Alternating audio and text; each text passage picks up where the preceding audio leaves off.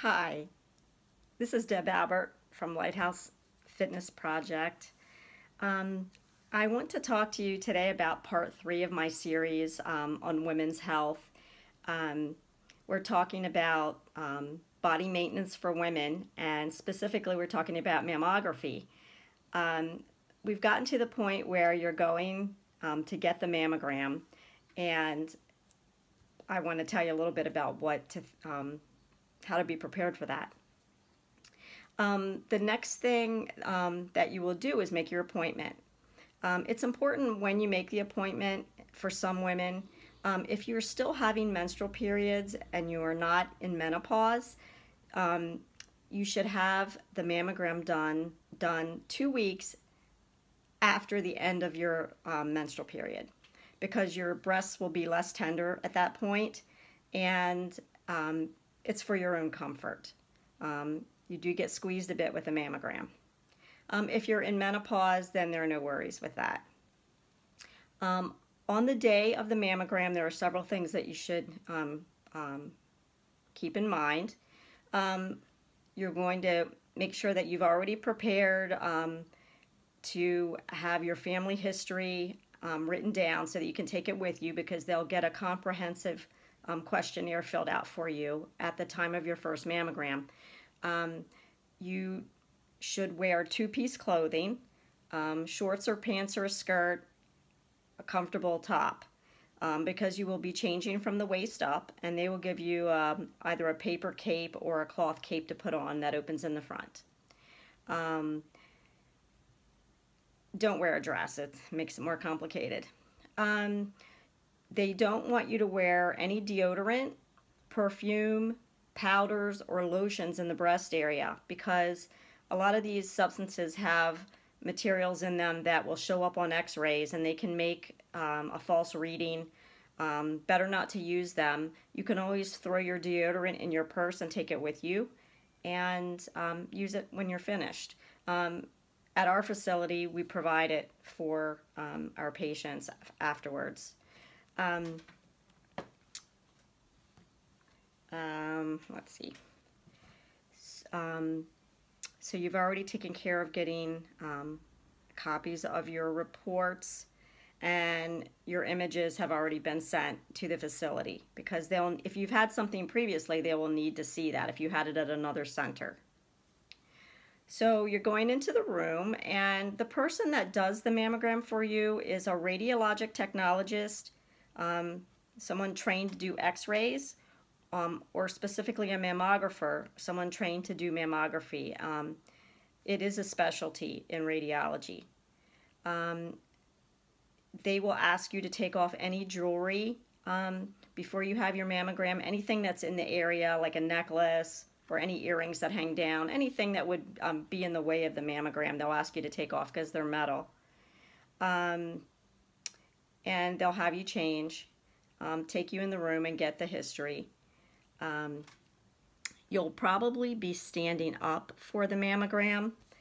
Sometimes they will have you sit or lie down depending on the equipment that they have, but most modern equipment is digital. That means that the images go directly over to the radiologist to look at, and they don't use film or a dark room any longer. That was in the olden days. What's going to happen specifically with the mammogram is that you will stand in front of the mammogram machine, and your breast will be pulled forward and laid on a plate. They do kind of warm it up for you a little bit, and the technologist will position your breast, and then they have a plastic compression device that will come down from the top, and it will squeeze the breast down onto the plate and spread out the tissue so that it can be easily seen, and so that all of the many parts of the breast can be spread apart and won't be layered on the mammogram. You'll usually get 2 views of each breast, and when the compression is applied, it is tight. It does, it's not comfortable, but it's so necessary, and it's brief. It's only a few seconds. I always tell my patients, if it's not tight, it's not right. It needs to be tight enough to spread the breast out. Um, and you will be holding your breath during that time. When you are having the compression on, you'll hold your breath and hold very still. And then the mammographer will tell you when you can move and breathe again.